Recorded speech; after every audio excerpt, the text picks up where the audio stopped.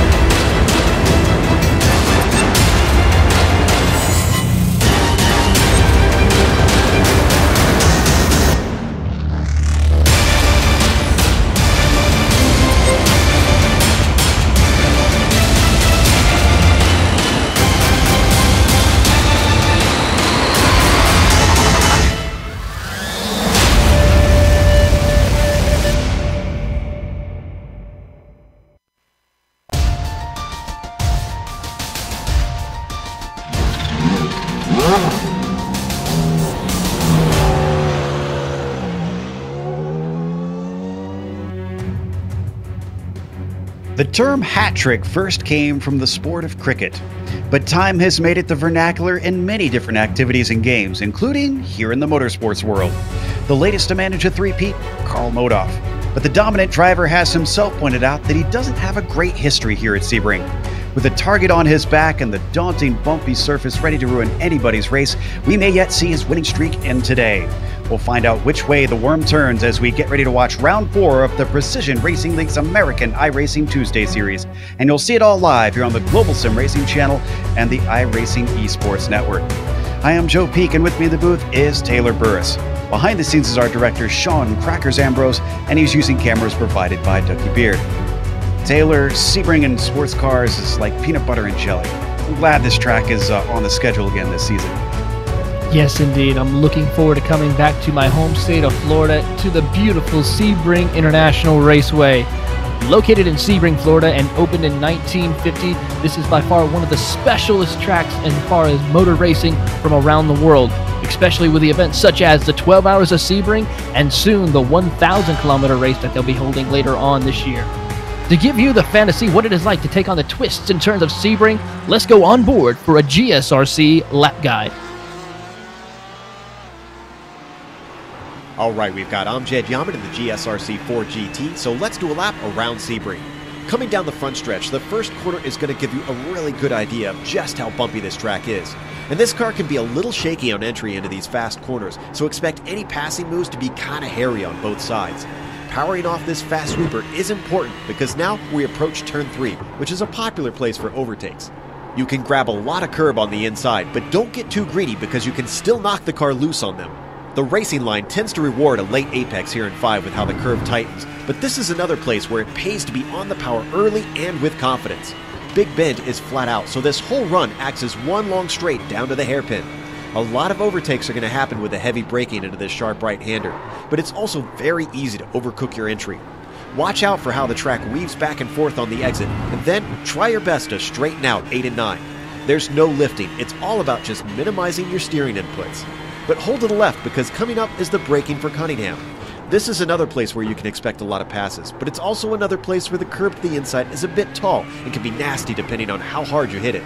Same with the run here through Collier. Don't get greedy on those curbs because the Armco is right there to collect you. The braking for Tower requires you to flirt with the edge of the track, and sometimes you'll see cars spin off when they dip a wheel into the dirt. A lot of dust and gunk is going to get dragged onto the track when drivers go wide in the exit as well. Bishop is flat out, so just try to round out these 2 apexes and then hold the car off to the left for the best line into Jean Debienne.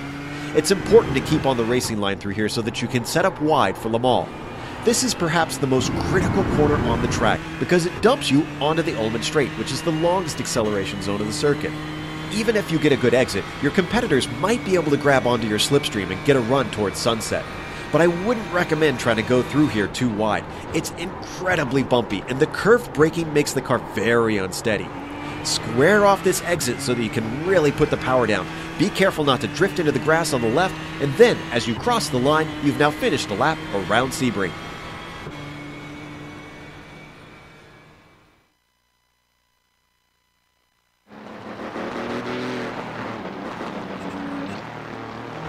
There you see a lap around Sebring when you can see more of the track. Obviously, nighttime here for this round today in round 4. And, well, if you want to get good at racing difficult combinations like this, you could maybe look into SIMSA. They are the sponsor this season once again.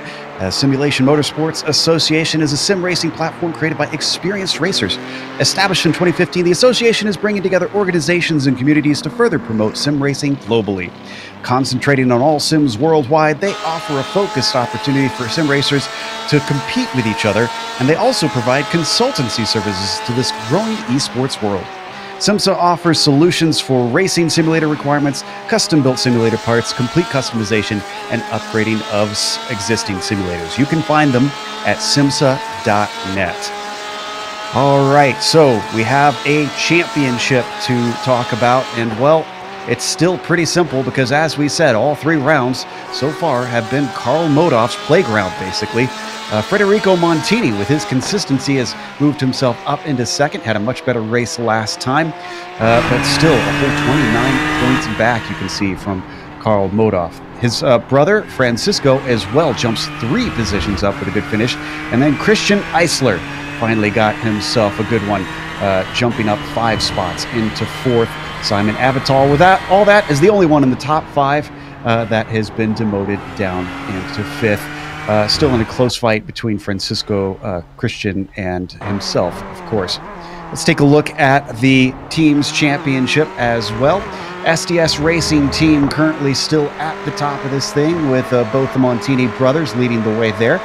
Of course, Rick Motek, Ether Sim Sport, with Griffith doing incredibly good so far this season.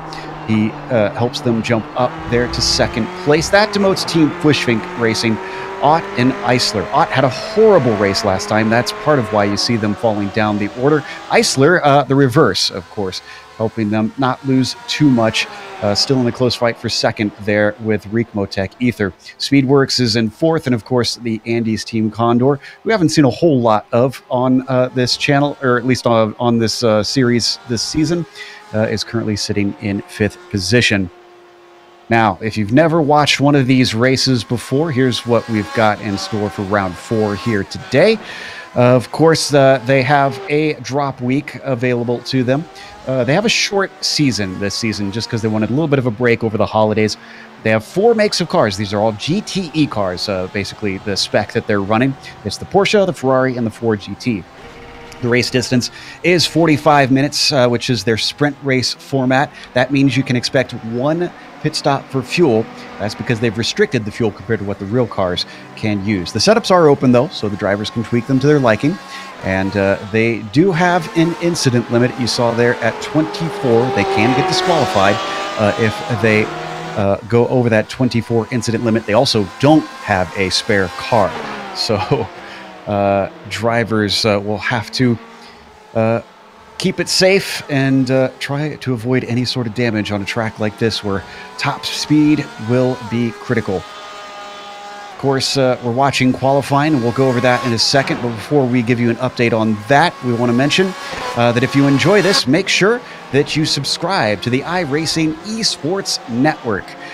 Not only can you find the PRL Tuesday and Thursday series on it, but you can find the World Championship series as well. Here on GSRC, we have 2 of the Vintage series that is official on iRacing, the Lotus 49 and the Camel GT cars. That's a lot of fun to watch those. Definitely encourage you to hit that big red subscribe button so you don't miss a moment. Taking a look at where the qualifying sits right now, it is Karl Modov up at the top once again, so no big surprises there.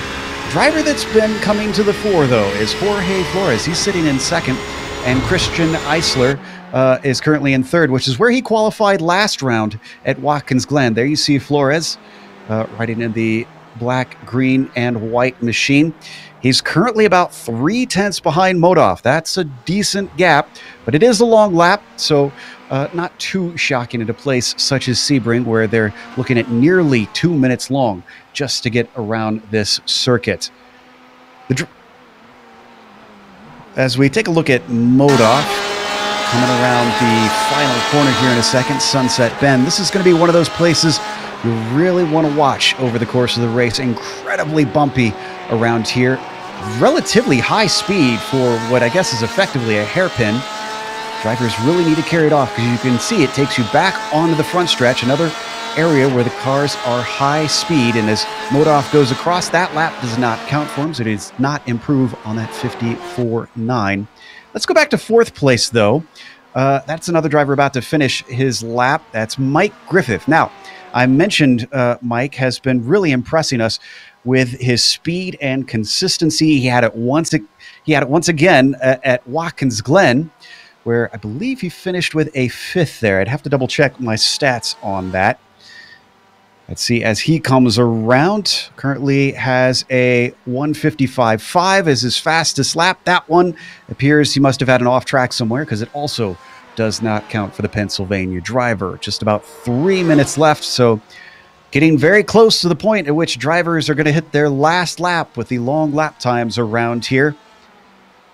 It has been a very consistent season for the likes of Modov, but not for the likes of Corey Ott. Now, actually, where is Corey qualified right now? And I don't even see him here. So it looks like Corey's missing today, which is certainly not going to help his points at all. He had a bad start last race at Watkins Glen, where he honestly didn't have the initial incident be due to him. He got shoved off right after the green flag, had to avoid the wall, was down the order, and then spun out later when he hit the wall coming out of the chute. And then he also made some mistakes that cost him positions during his pit stop at Barber Motorsports Park. So despite having speed in the first round, Corey Ott, who looked like a major player, really has to clean things up. This is Christian Eisler, who's been in the hunt for the championship a number of times. He's going to finish another lap. He sits in 3rd in qualifying. And as he crosses the line, he improves on his lap time, but does not improve his position. A 55.2 now on the board for him. He still has 3/10 to make up to get to Karl Modov, but only 6/100ths to beat Flores. And I think he's going to have enough time to start another lap, but just barely. This is Flores that we're looking at on screen. Also coming around to complete the lap as he works his way through Jean Debian and then Le Mans. He'll actually be followed by Mike Griffith. Griffith sitting in 6th right now. I think he got bumped down by Leif Peterson and Simon Avital while we weren't looking. This is the fastest part of the track, and looks like Flores ducking to the... Flores is ducking to the inside to let Mike go, actually. So Mike will finish this lap first, and apparently Flores trying to set himself up for one last run, because this is going to be it for both he and Mike if they want to take another one. Mike crosses the line, and this lap also did not count. Oof. It's only 2 timed laps have counted for the number 117. That is not a good start for him. So we pick up Fernando Borda, currently sitting in 13th. Ready to finish his lap. Another driver who has only got 2 timed laps in. He's got a 56.5 as his fastest. Up and around Sunset Bend. Takes it all the way up to the grass and across the line. Let's see if this one's an improvement. A 56 flat. That'll bump him within the top 10 up to 9th. A nice job by Fernando. Okay, here comes Karl Modov. And it looks like that is as far as he's going to go in qualifying. He feels pretty safe with those 3/10. Christian Eisler, though, coming around. Again, only 6/100ths to get up to Jorge Flores, who has also finished his qualifying, so he's not going to do any better. Eisler crosses the line, and that one does not count, but he's got one final lap to try and improve in that Ferrari. checkered flag now comes out. So who is finishing their laps? Bautista looks to be the first one, and that one's not going to count because that was a big off track in the final corner. He knows it. He pulls off to the side. I think Mike Griffith going to be the next one through. No, it's Cristobal Valenzuela, it looks like, there for the Andes team. So the number 333 car has not got a time in. This is going to be important. He puts one on the board, and that puts him 17th. What about Mike Griffith? Last chance to try to do better than 6. A 55.6 is not faster, about a 10th off his best. That is going to be disappointing for Mike. A little bit lower than I think he would have expected. Who else do we have finishing up? Corey Clark going to be the next one across the line. That lap does not count for him. James LeBlond from 15th with a 56.8 as his fastest. A 57.1 is not going to do it for him. Rodrigo Munoz going to be another one that gets an extra lap. Who was that behind him going off? It was Jean-Marc Tremblay. Not sure that he went completely off, as you do have some curb there, but we'll find out soon enough. Porsche works its way around Sunset Bend down to the line. His fastest is a 57.3. He sits in 18th position. Munoz, not faster. That lap does not count for him. Tremblay going to abandon his lap. Christian Eisler, this is the one we wanted to see. He is going to finish his lap. 55.2, the fastest one he's got down right now. And as he crosses, it's another 55.2, but it is just about 2/100ths slower. That's going to be it for qualifying. So with that, we are going to go through our starting grid here for round 4 in the American iRacing Tuesday series at Sebring International Raceway. Carl Modoff will start on the pole once again. That's another bonus point for him. Jorge Flores will be next to him in second place. It almost looks like it might be a matter of time before Flores gets a chance to win. Christian Eisler will be P3. And then, of course, Simon Avital completes the second row in fourth. Leif Peterson. We got to give Leif quite a bit of credit because he seems to have found a bunch of speed in this series. He'll be starting from 5th. And then Mike Griffith will be P6. 7th place will be Sebastian Maciera, starting 7th place with Jean-Marc Tremblay in P8. Fernando Borda starts 9th. Lee Lucas will round out our top 10. Mr. Consistency will be behind him in row 6. Aaron Thacker starts 11th. Francisco Montini starts from 12th. And then Tyler DeZube starts in P13. Jerome Bertome starts in P14. And James LeBlanc starts 15th position. Michael Derby, P16 for him, with Cristobal Valenzuela starting 17th. Rodrigo Munoz, he'll be P18 at the drop of the green. Takeshi Kita, his qualifying looks pretty good this week, honestly, for him. 19th position. We'll see if he can move up from there. Then you've got Corey Clark rounding out row 10 in the 20th spot. After that, it's Elijah Bautista starting 21st. Danny Duchesne will be P22, and then Karsten Quint starts 23rd. Hugo Galaz, 24th for him today. Joey Trongale in P25. Thomas Ellison starts in 26th, and Jeff Jacobson 27th. Luis Morga 28th. The last 3 of those cars did not get a lap time in, unfortunately. So we have a 45-minute race on our hands, and we're waiting for the last of the cars to grid up. You can see the difference in brightness as they sit on the lights of the front row, or of the front stretch, rather, and then they will disappear into the blackness with only their headlights lighting the way.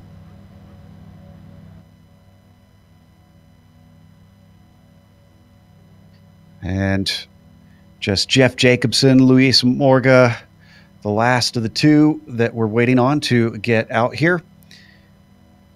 Doing a full pace lap around here. Look forward to the day that iRacing updates a few of the tracks to start not with a full pace lap, especially some of these longer ones. Doesn't really need to go the full way around here. as the pace car finally starts to take off. This corner one of the other bumpy ones around here. And another very fast one, much like Sunset Bend. I mentioned it in the pre-race. Karl Modoff, last time he was here, lost the championship. Jesper Derlicka managed to beat him, and Karl, of course, was pretty disappointed with that. So, as they work their way through 5 and 6, and then they get to one of the longer straights here, as they come to one of the popular passing spots at the end of this into the hairpin.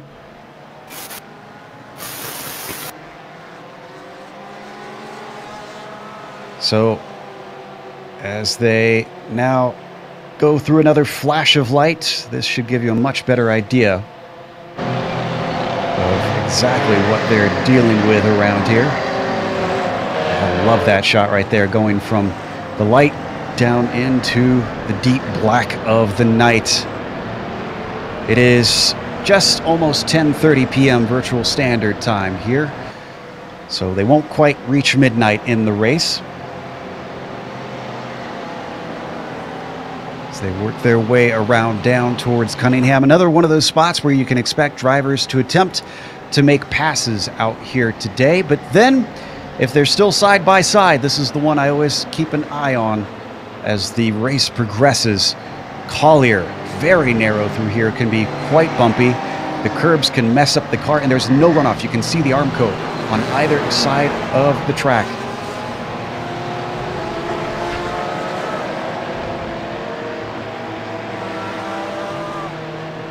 And of course, then they come out of there into Tower, and out of Tower it takes you into the fast sweeper of Jean Debienne.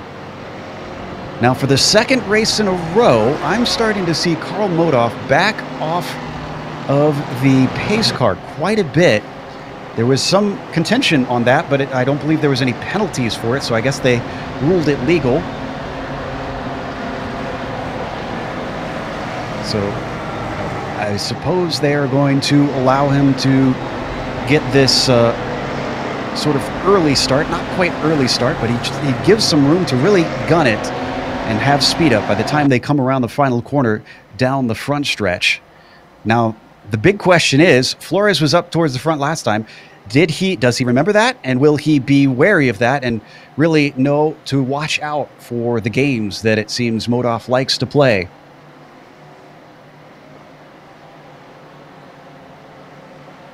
This is the Ullman Straight.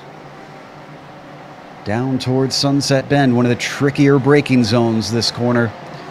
A very fast kink, heavy braking, and I mentioned the bumps around here. That'll rattle a number of cars loose, and we'll probably see some spins.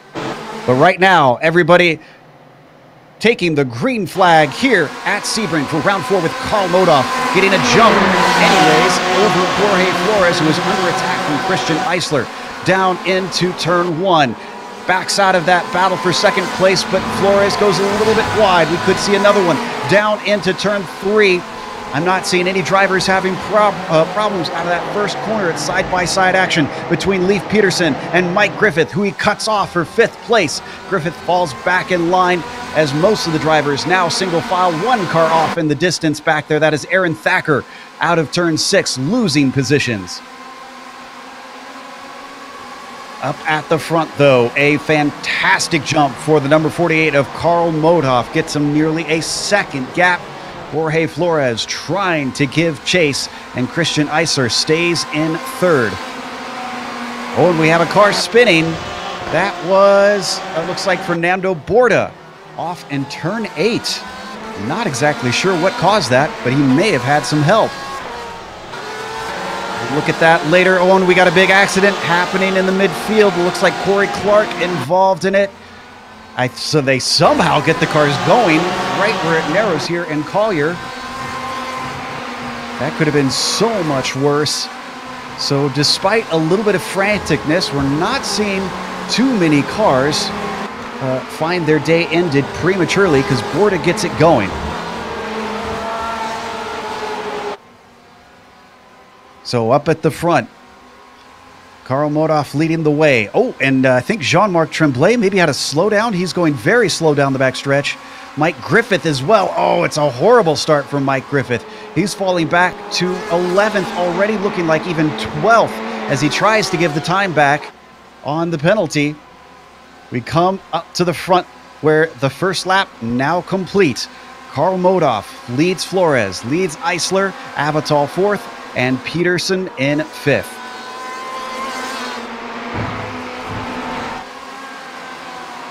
And seems one of the Montini brothers finds themselves in a battle. This is in the mid-pack. Francisco, not as good of a qualifying as he might be used to. Well, the car is flashing his lights behind him. That's Takeshi Kita. Just a string of cars here in the mid-pack being led up at the front of them by Jerome Bertome, who goes a little bit wide, and that's Mike Griffith, who we know is a fast driver, giving chase. He's got a great run on him as they come around Big Bend. Looking around the outside, down towards the hairpin. He forces Jerome to go defensive. Looks for an over-under, but can't quite execute.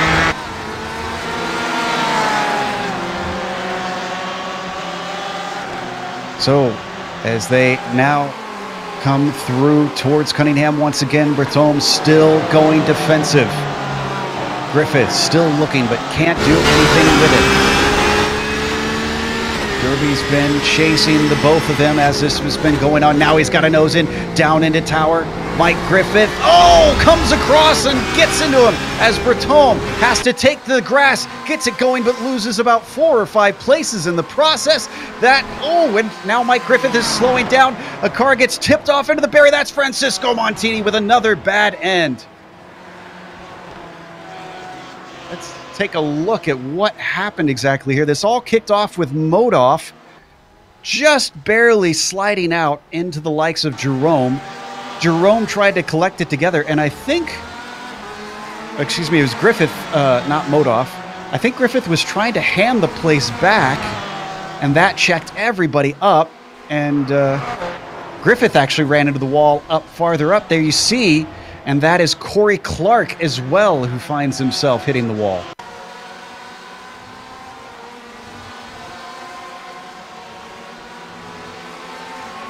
We're going to watch one more time here on the replay. Yeah, as you can see the contact right there between the two cars. Unfortunate for both Mike Griffith and Corey Clark. And then Montini had difficulties as we go back up to the front with Jorge Flores trying to chase down Karl Modoff still.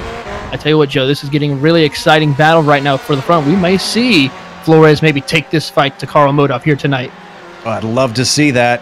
So far, nobody really has seemed to have the best pace to try and challenge him. Corey Ott looked like he could. He out-qualified him at Barber, but then errors in the race gave the lead to Modoff, and Karl just scampered away with it.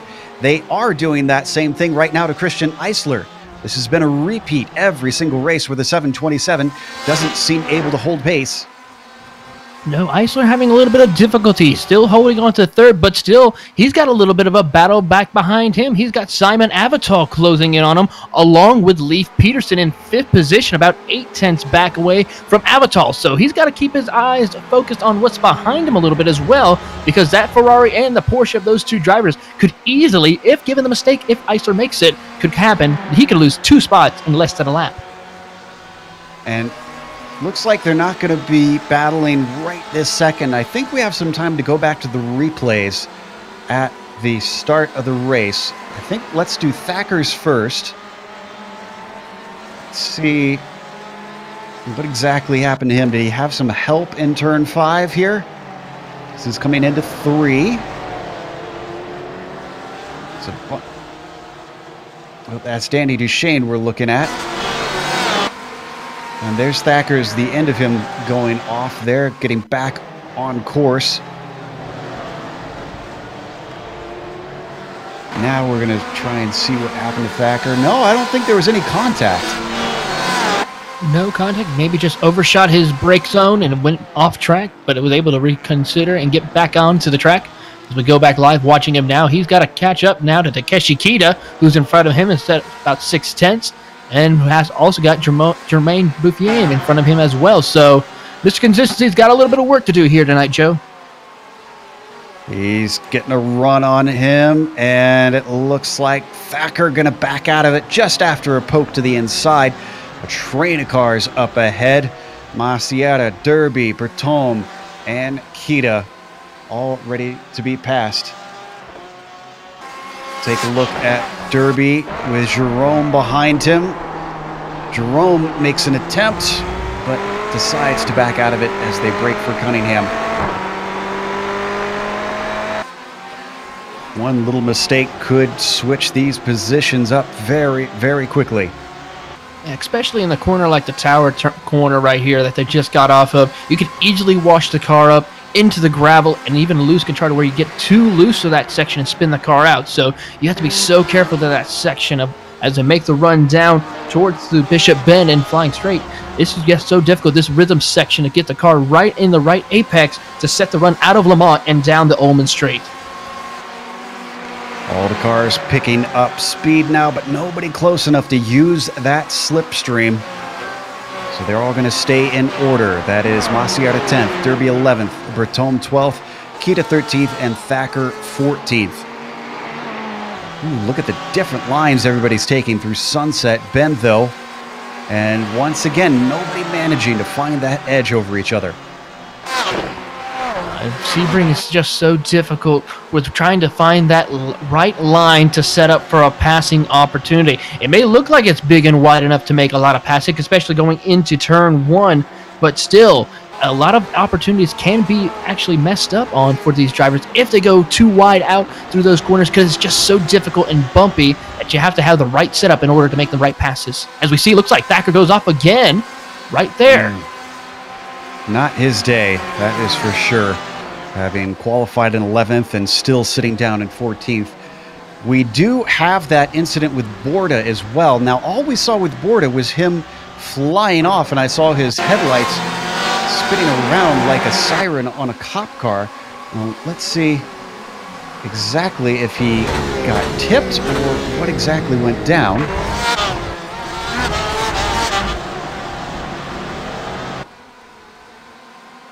Oh, well, it looks like he started to spin, and then maybe another car finished the job, turning him completely around. Let's check from above. It's a little bit too late to really make an assessment. Whatever the case, he hit the Armco very, very hard. There's Thacker once again at the start of this replay. Recovering. This should give us a better idea. Up and around hairpin. There's a car going slow. Yeah, that looks like a little bit of curb, and he did indeed get turned the rest of the way around.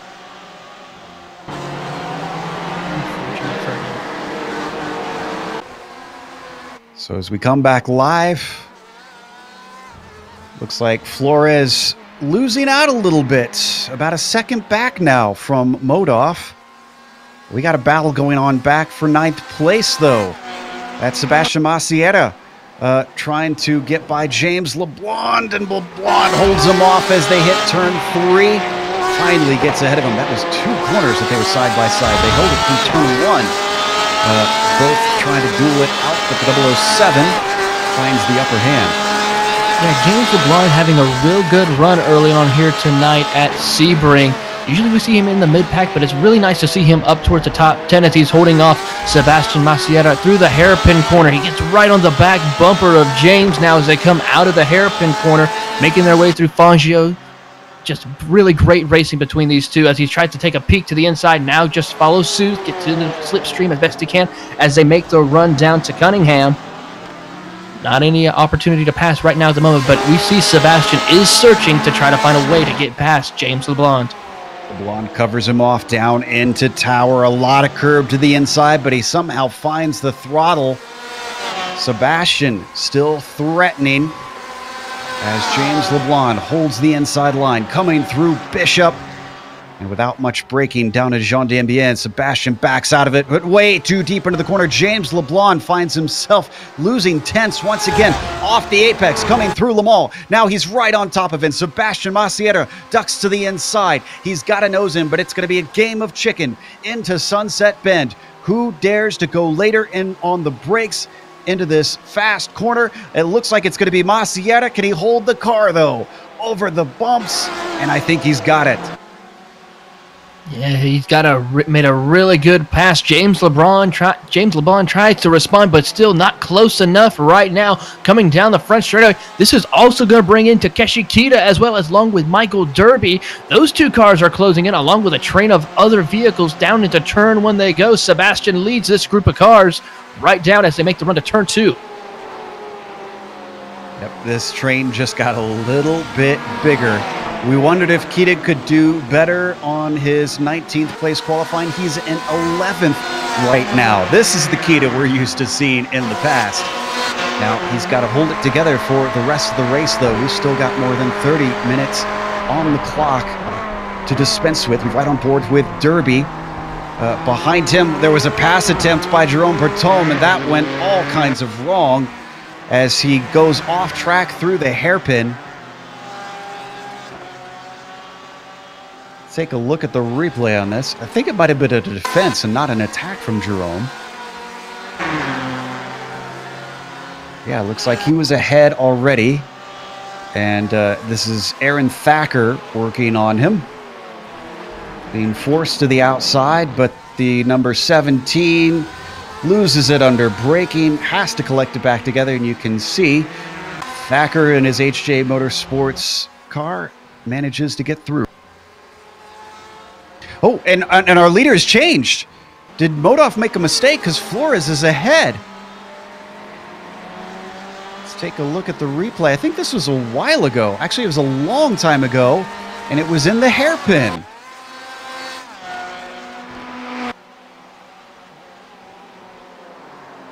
So this is Flores we're looking at. It was Karl Modov who made the mistake. There you see him on the side of the road. If we could back up about 15 seconds. Looks like he might have missed the braking and got the car a little bit loose through that hairpin. Yep, there it goes right there. Wow. Uncharacteristic for a mistake to see from Karl Modov. And now he's got to be in a battle with Christian Eisler. Looks like it broke up just a little bit. Now he's pulled away, but he is closing back to the back bumper of Jorge Flores. It was over 2 seconds. Now it's just now under a second. Well, like Daft Punk, he's human after all. Karl Modov makes probably the first error we've seen. Michael Derby, in the meantime, who was fighting in the top 10, finds himself off track and joined by, who is that? Elijah Bautista. This looks like on its way into Big Bend. And he had a little bit of damage, but it looks like this one's all on him, Taylor. I think he just understeers off like we saw Thacker do. Yeah, that's exactly what it looks like. Goes off into the grass and just loses it through that corner, and then boom, into the tire barriers. And then a few seconds later, we would see Baptista also. I don't think he made any contact, but that is not what Michael Derby has. As we see, he has no hood on the car, so it's going to be a little difficult. Back up to Kita, now trying to chase down James LeBlanc, but he's got to worry about Aaron Thacker. Remember, Thacker's slightly out of position here. Probably wants by these two pretty quickly. They're all going to hit the Ullman straight here in a moment, and Thacker is looking very strong now. He's on top of Kita as we ride on board with the Texas driver, but Kita has more speed down the straightaway. He's gaining on James LeBlanc as they come to the entry into Sunset Bend. He's got his nose to the inside. They're side by side. Can they hold it together? James LeBlanc making him work for it. He carries the momentum. It's going to switch back in his favor as they come down the front stretch and head towards the left-hander of turn 1. James LeBlanc doing everything he can to hold off the number 30. And as they get around the first corner, Takita settles back into 11th position, ducks down to the inside, coming to turn 3, tries to get his nose in there, but can't quite get it slowed down in time. And it looks like he'll have to regroup and try again. Now, we had a car coming out of the pits in front of them. That was Fernando Borda. He's a lap down, so he's not involved in this. And another go from Takeshi Kita as James LeBlanc covers off the inside, down into the hairpin. Takeshi just a little bit hot into the corner, tries to gun it. They almost make contact coming through the little S's that lead out of that hairpin. They're still side by side. Thacker, wanting to get out of this mess, tries to look and make it 3 wide, but decides not to. Favor of the racing line goes to James LeBlanc, but it switches back into Collier, and finally Takeshi Kita's got it done. We go back on board with Thacker watching this battle. Get you a front row seat of this going on in front of him. He gets right on the back bumper of James LeBlanc.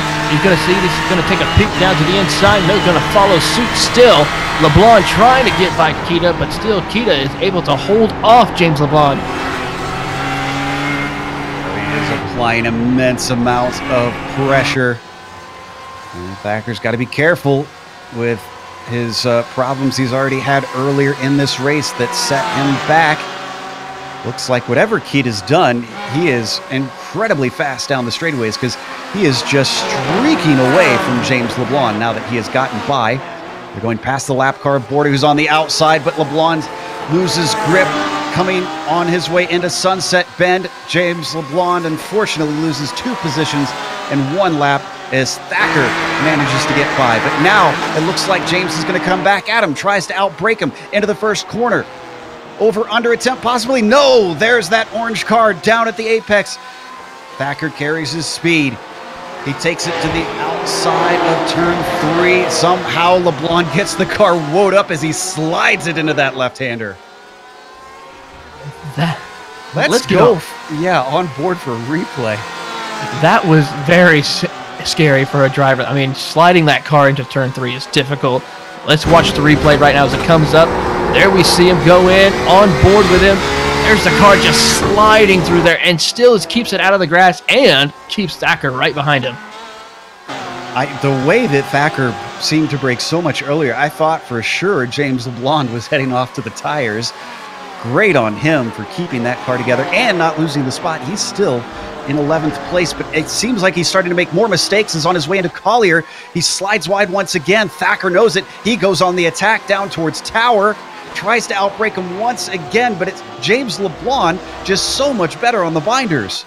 Yes, he is, but he's got to be careful on corner exit. He's been washing up a little bit further into the grass and gravel over those curbings.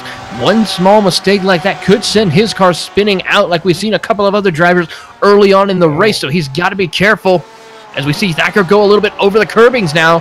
Got to see if he doesn't get a time penalty. He does. Yeah, he slows it up, and that gives Munoz that position. So all that hard work, and poor Aaron Thacker didn't get a single position out of it. In fact, he lost one. Going back up to the front, 4th place in a nice little battle. This is Avital in the number 23, Peterson and the number 913.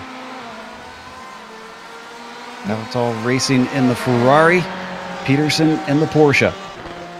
Avital's been doing real good these past couple of races, running inside the top 6, top 7 for multiple races, and having a good run in the 4th position. Leif Peterson, always very consistent, running very strong here tonight at Sebring. They managed to lose that gap that they had to Christian Eisler a little bit early on now, so it's just now these two. It is still Avital leading by about 0.6 of a second over Leif Peterson for that battle for 4th position.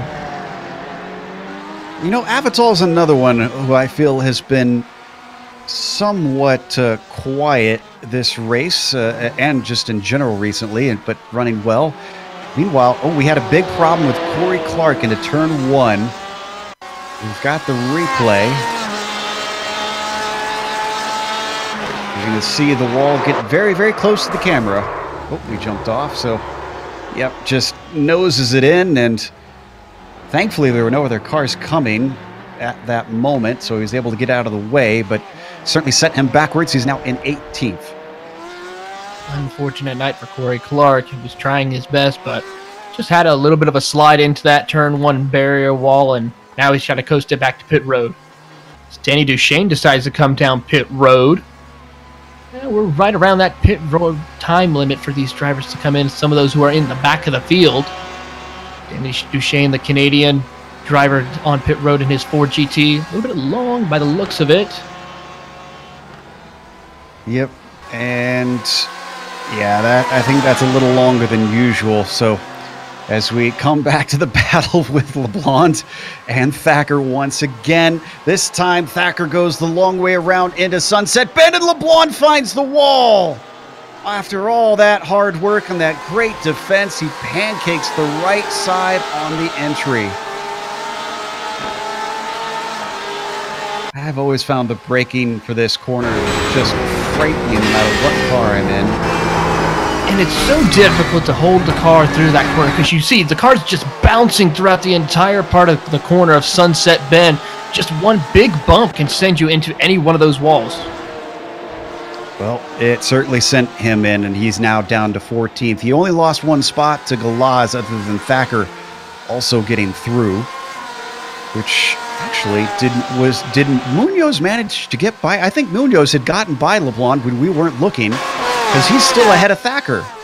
He was able to get by James LeBlanc as he gets a little bit of loose right there. This is going to give Thacker the opportunity to go now to the inside as they make the run down towards Cunningham.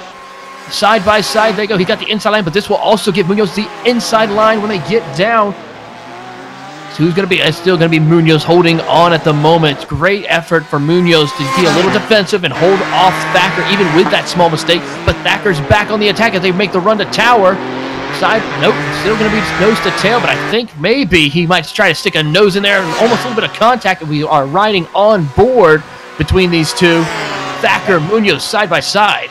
Bad exit out of Tower did it. If Thacker can get it slowed up into Jean Dembien, and he does, he finally gets the pass done.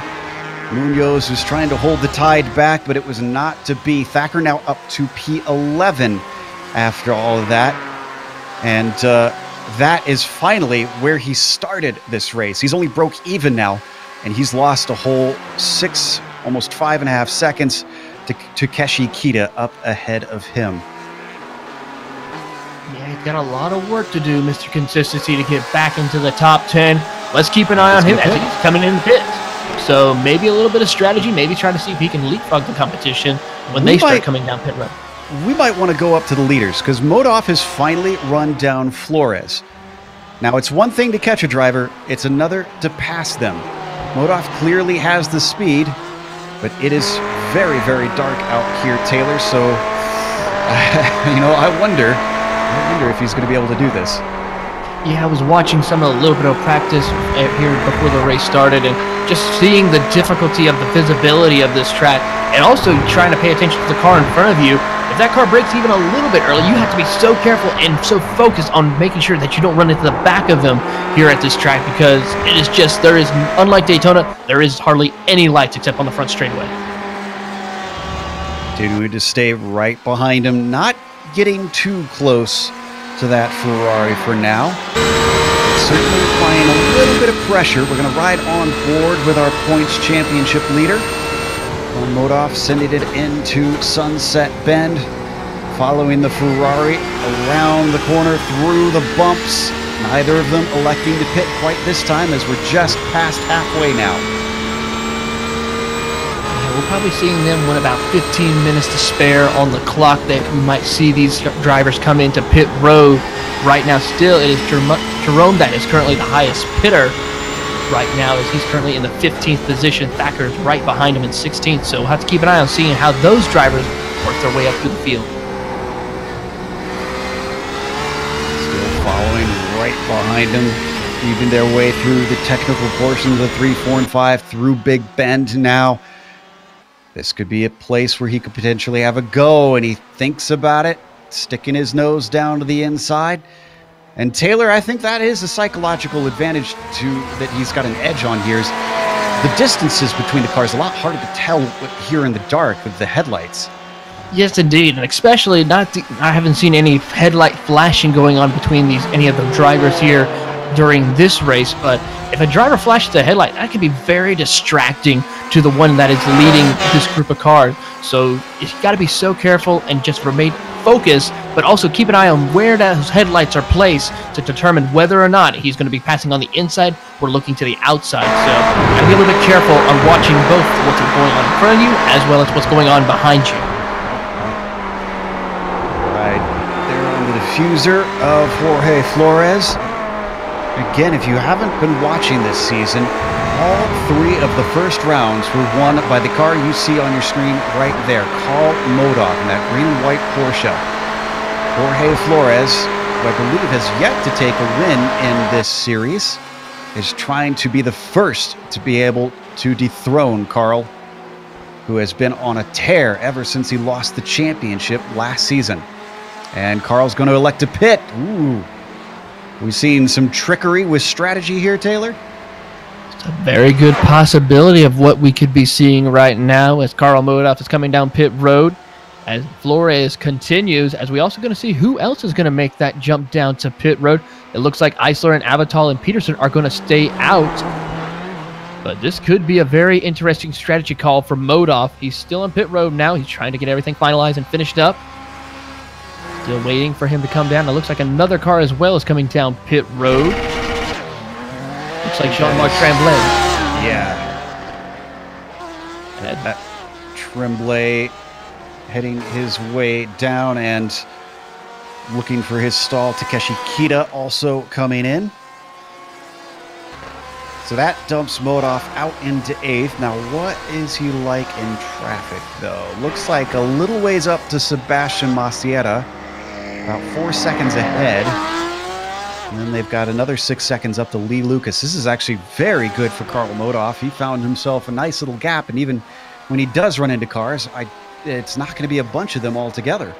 No, it's almost going to be like picking one off at a time until they decide to come down pit road. So we're going to have to really keep an eye on seeing if Jorge is able to keep the lead coming back on the track, as we see Karl Modov now closing in to 7th position.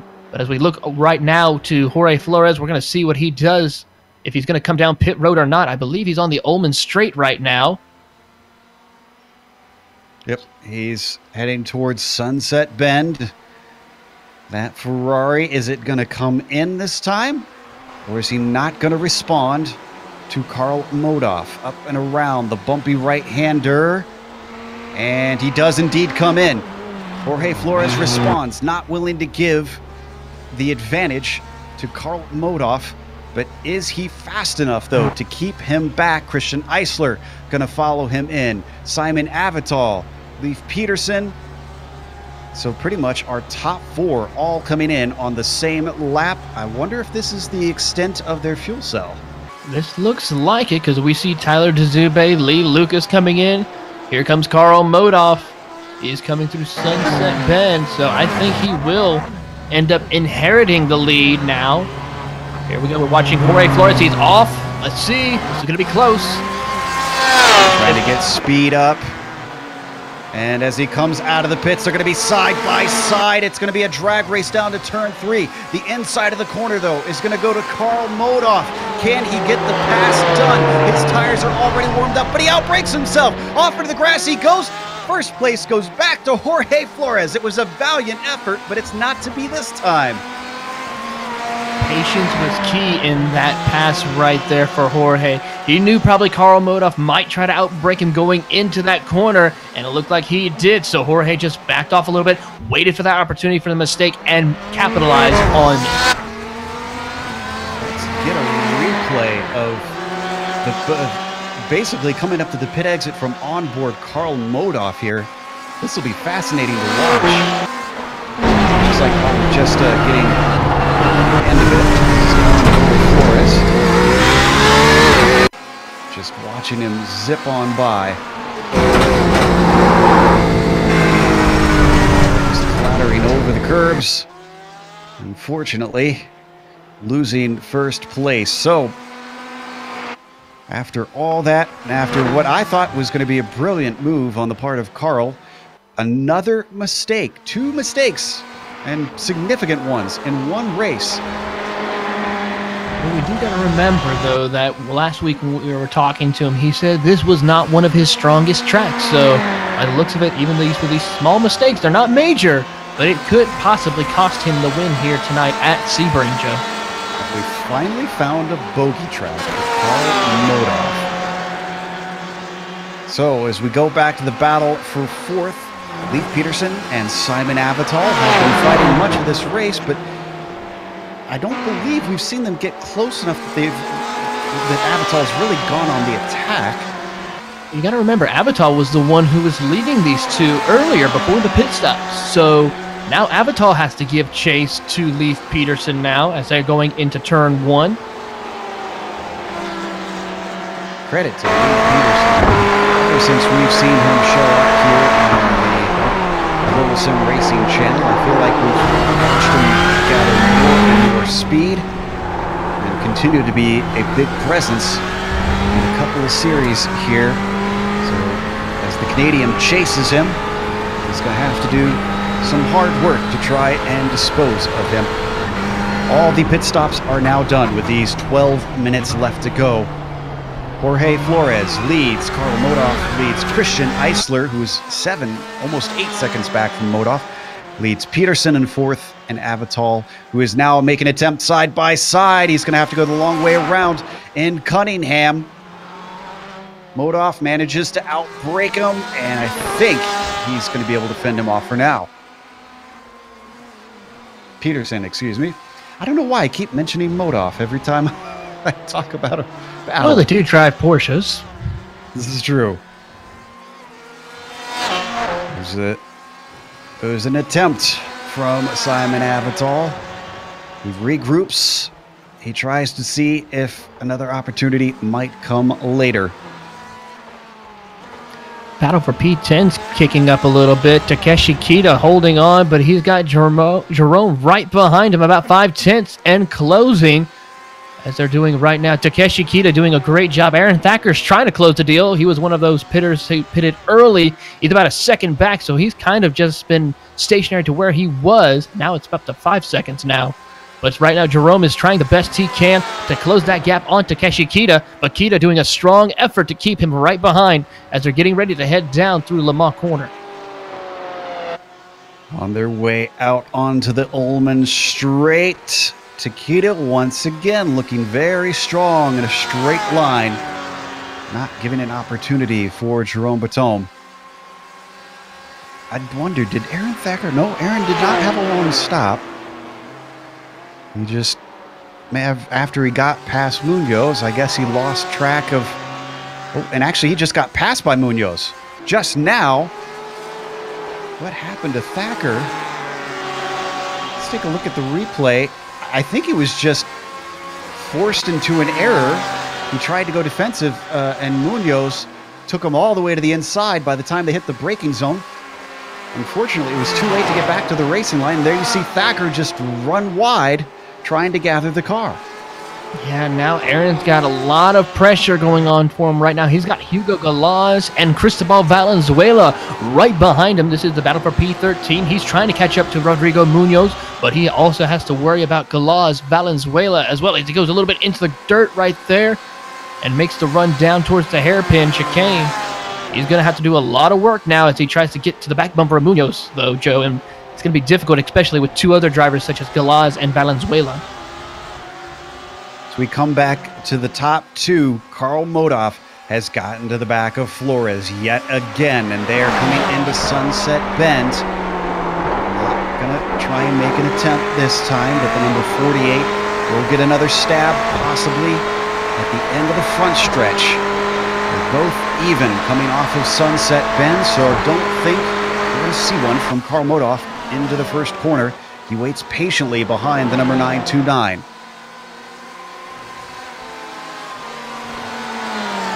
9 minutes is how long Flores has got to hold on to this. He got a podium last round at Watkins Glen. It was his first podium of this season. Can he do two better and stand on the top step? They have nobody behind them. Christian Eisler continues to fall off to nearly 10 seconds now. So it is all down to them fighting this one out amongst each other. Last time, right on board with Moda. The last time we saw Jorge Flores be this dominant was over at Canadian Tire Motorsports Park a couple of seasons ago. We're having a dominant race there until lap traffic cost him the win, but he is making the excellent recovery and welcome back to the series now. Joe, I mean, he's just been really good, and this could be the driver we may see to take the fight to Carl Motives. Certainly seems like it. As we switch back to fourth once again, Peterson still leads Avital. He's been trying, but can't quite find an opportunity that sticks. They work their way towards Bishop now, towards Jean Dembien, around these two apexes, into the S's, swinging right, very fast corners, swinging left through the dark, and then into Le Mans, onto the long, dark backstretch of the Ullman Straight. And Modoff was very, very close to Flores coming into Sunset Bend. I think he managed to get him to go defensive. This could set him up for another try. And indeed, it looks like Jorge is going to stay down to the inside, force him the long way around. Karl Modoff deep on the brakes. Cars working their way over the bumps. A power move the long way around. Karl Modoff back to the lead. What a pass indeed here. Karl Modoff back to the lead. Jorge Flores, though, not giving up just yet, though. He's going to try to get back onto the back bumper through turns 2 and 3. Right now coming out as they make the run down towards the gurney bend and the hairpin.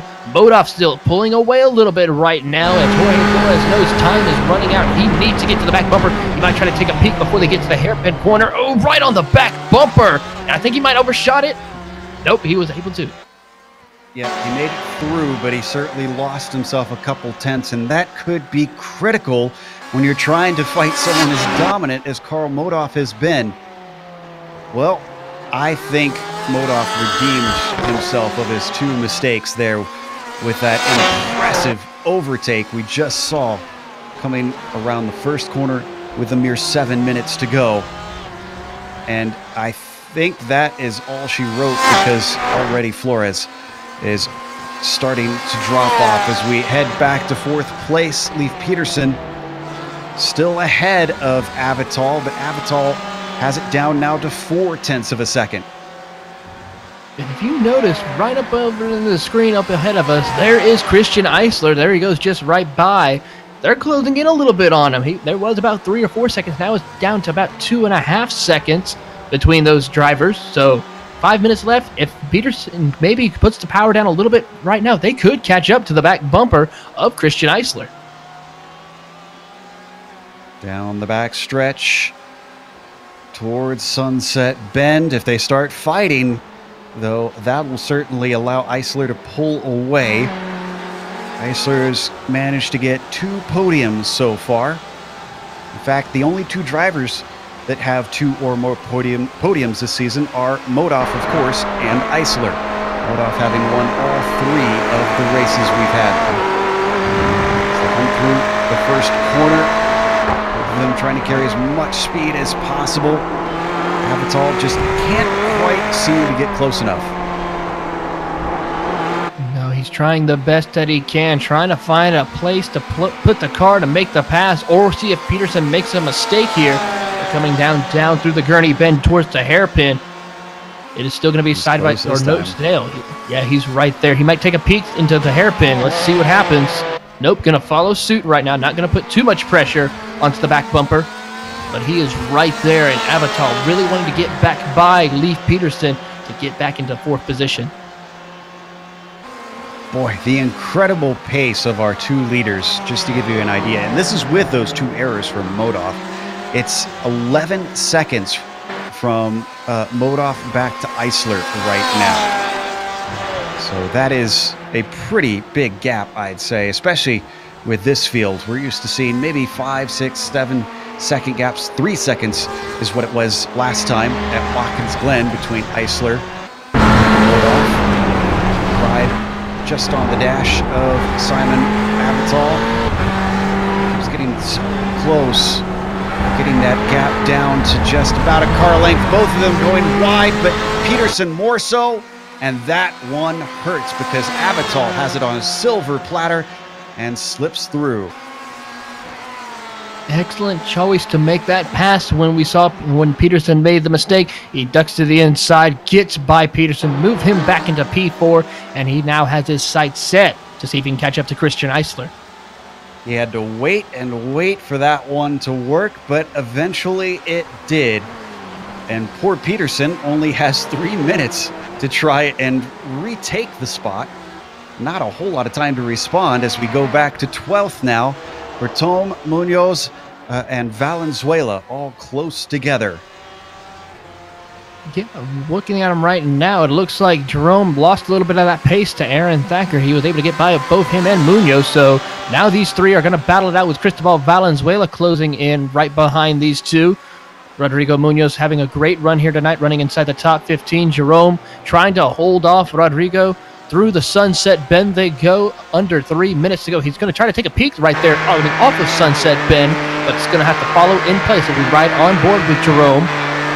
Through the back spoiler of the car, we see Rodrigo trying to close in, going into turn 1, onto the braking, not able to get any closer right now. We're going to have to wait and see what he can do going into turns 2 and 3. Valenzuela watching from the popcorn position, seeing if they start fighting and offer him an opportunity to take 2 for 1. And we got a little bit of a battle between Lucas and Maciera. Haven't talked about Lucas at all this race. Maciera applying lots of pressure through Collier now. Is Lucas going to stay defensive into Tower? Not quite, but Maciera also doesn't go on the attack.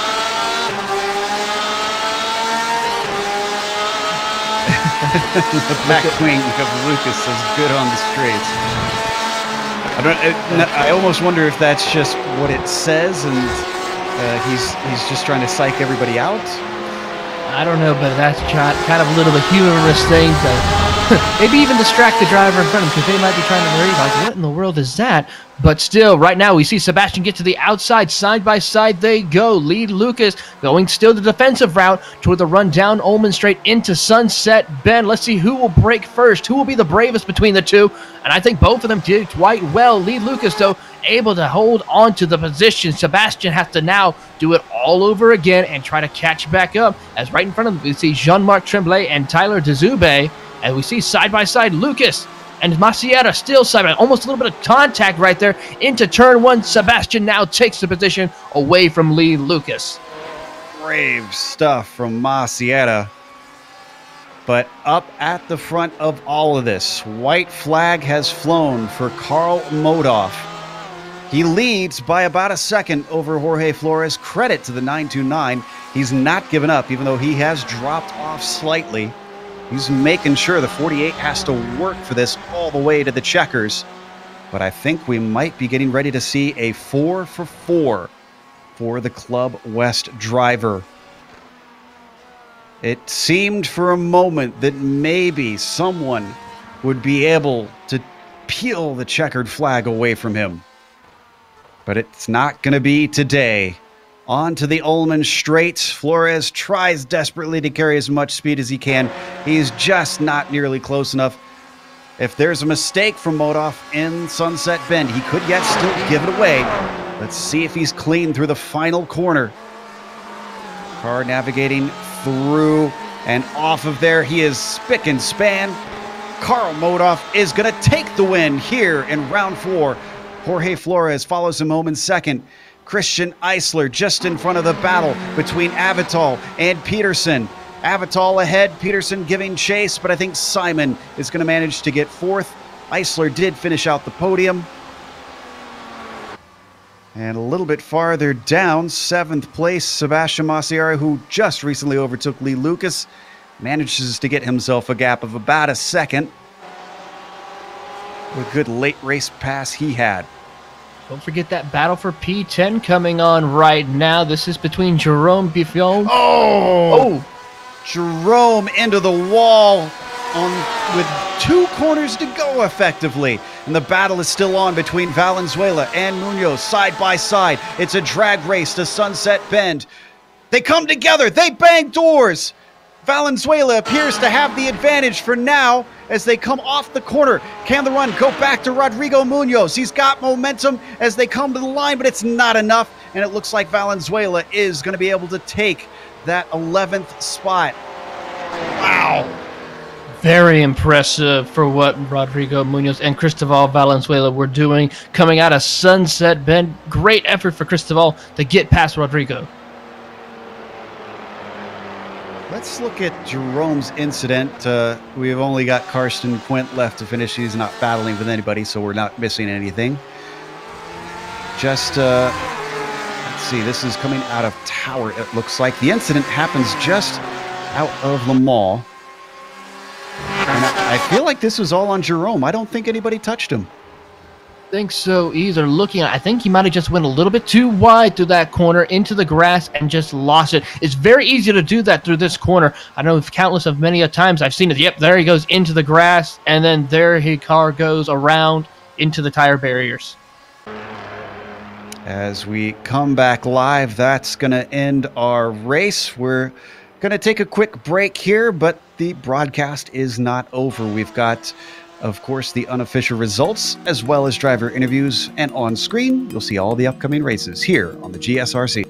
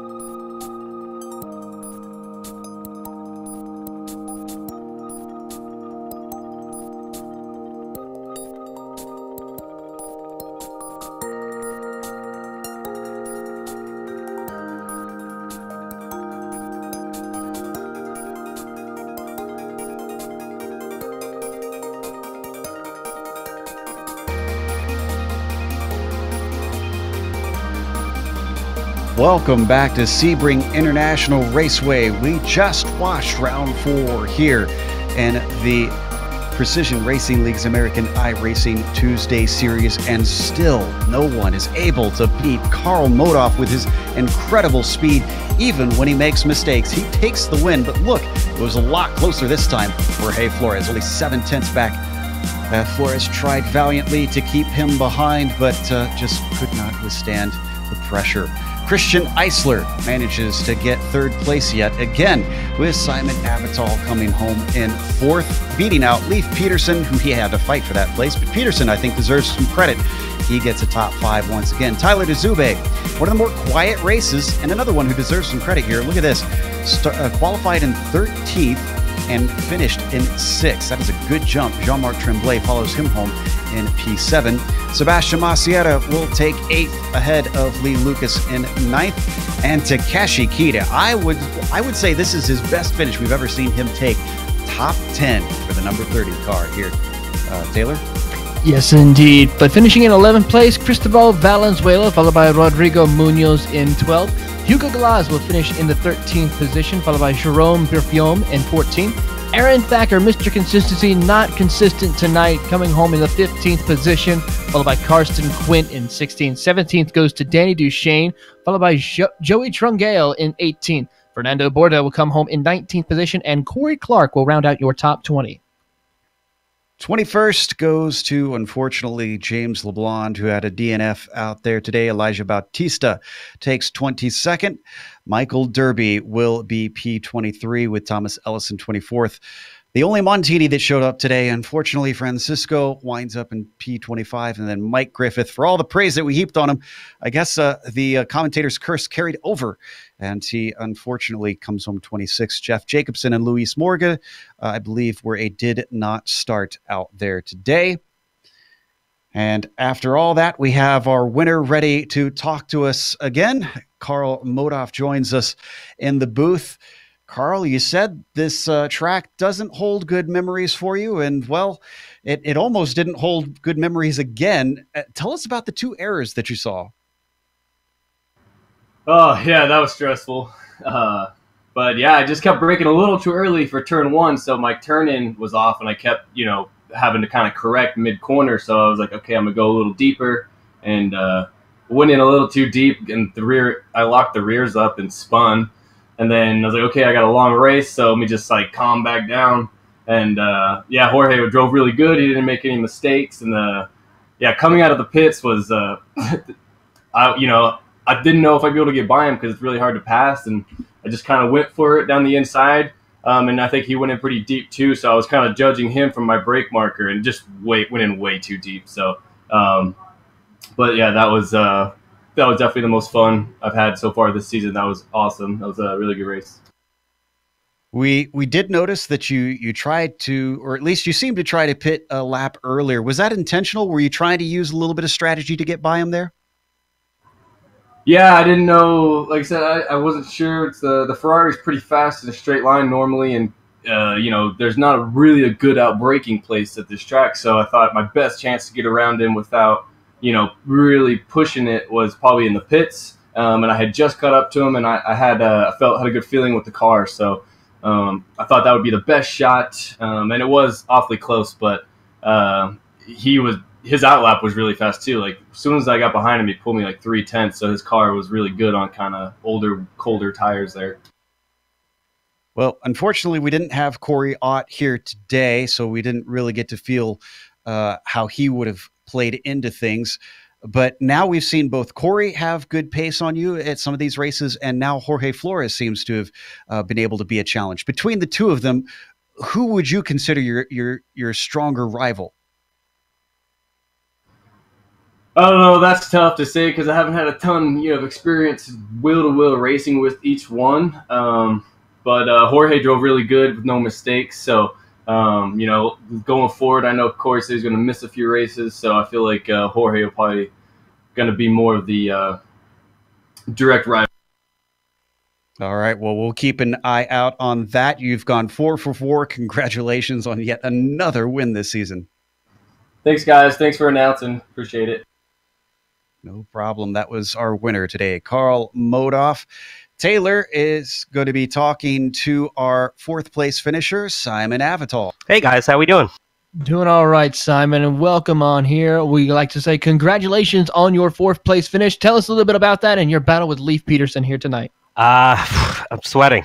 That was intense. Really, really fun race with Leif. He got me in the pits. I think I put in a little bit too much fuel. I ended up with about 4 liters or 3.5 liters extra. So, yeah, just he was right on my tail that entire time. I obviously got lucky on passing him. I think he just made a little mistake.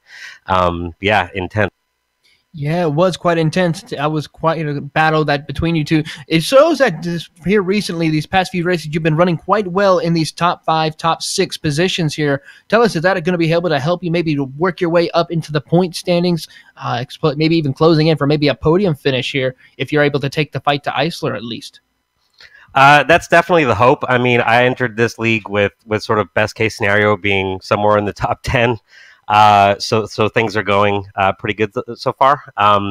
And more than anything, it's just been an absolute blast, really above and beyond just, obviously just regular official races can be pretty fun. I love those too, but this is that extra bit. So really that's what I'm after and seeing sort of, where I can land by the end of the season. I don't have too many expectations, but really fun finish, really good race after a really disappointing one last week, in which I spun out lap 1 at Watkins there. So fun little redemption race. Hopefully it can continue. Yes, indeed. And looking forward to seeing you continue on through the rest of the season with only just about halfway through the season to go. So what track are you most looking forward to on the schedule? You got me on the spot. I actually, I'm not sure which is left. All I know is that I think Daytona is coming up, and after 8 hours or 8.5 hours in the car on Saturday, that one I'm not so much looking forward to. But everything other, I love all the tracks that are on the schedule. So not any huge. All right. Well, we look forward to seeing you at the next round. Again, congratulations with your 4th place finish here at Sebring. Thanks, guys. Be good. That was Simon Navatal. And Joe, you caught up to the driver he was battling with all night, Leif Peterson. Absolutely. A 5th place finish for him. First of all, are we saying it right? Is it Leif or is it Leif? Leif in America. Leif. Gotcha. Okay. Just wanted to make sure. So you and Simon fighting hard all the way to the end, but he somehow managed to squeak by. Did you think you could hold him off for the rest of it? Were you a little surprised that he managed to get it? Well, I had his draft the whole first stint, so when I beat him out of the pits, I knew I was going to have to push a little harder and get out of my comfort zone to stay ahead of him. We were pretty much well matched on pace, and I made a mistake coming out of the penultimate corner, and I didn't want to try to stay on it and take us both out. So, I just lifted and he got by, and I thought I'd have another chance, and I just couldn't get up to him close enough to make the pass in Sunset. Now, but he had an awesome race. Oh, you gave us an awesome show. The Porsche is sometimes known for what's called pogoing with the front end of the car, and this being an incredibly bumpy track, was that something you had to fight hard with on the setup, or was it pretty easy to get it smoothed out? No, I've driven this track quite a bit in iRacing and somewhat at night in the real world in Porsches, so I'm kind of used to it, I guess. Consider me jealous then.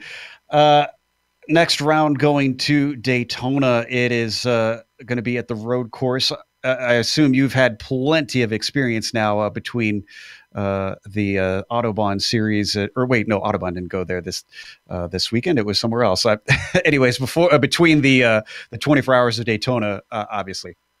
Right. I ran with Ulmer at the 24, then I ran with Pack Majors Sunday, and then Autobahn last night. So you guys are probably seeing me for the most ever tonight. But yeah, I'm kind of sick of Daytona, but I like it, and I do pretty well there, so I'm looking forward to it. All right. Well, again, a wonderful show that you gave us out there. Is a great battle with Simon. Hopefully you'll be able to take it back to him at Daytona, and congratulations on a top 5. All right, just want to say hi to my girlfriend, Renata, real quick. Thank you very much. Have a great night, guys. You as well. That was Leif Peterson, and that's going to close things up for us. And before we go, we, of course, want to thank the sponsor of this series one more time, the Simulation Motorsports Association. That is SIMSA. You can find them at simsa.net if you want to check them out and see if they can help you with your sim racing. We also want to thank iRacing for bringing us on to the iRacing Esports Network this season. This has been a good one, despite the fact that Modoff has won all 4 of the rounds so far. They've been exciting races, at least from my perspective. Make sure and subscribe to them so that you can catch more here on IESN. Thanks to the companies that provide the software and the hardware for our broadcast. You can see them listed here on your screen. And additional thanks go to Eric Ekholm and June Lalonde, who provide our wonderful music. See the screen for how to get a hold of more of their great work. Thanks to the team today, Taylor, Sean, and Dougie. If you'd like to find out more about GSRC, including upcoming races, you can find it at globalsimracingchannel.com. Or you can check us out on social media. We're on Twitter at GSR Channel, Facebook at Global Sim Racing Channel, and Instagram at GSRC_Gram. As we mentioned, staying here in Florida for the next round, that'll be at Daytona, Tuesday, January 29th at 9 p.m. Eastern. We also have upcoming races for other series listed on the screen, so check those out and mark them down on your calendar. But until next time, race clean, race hard. We'll see you on the track.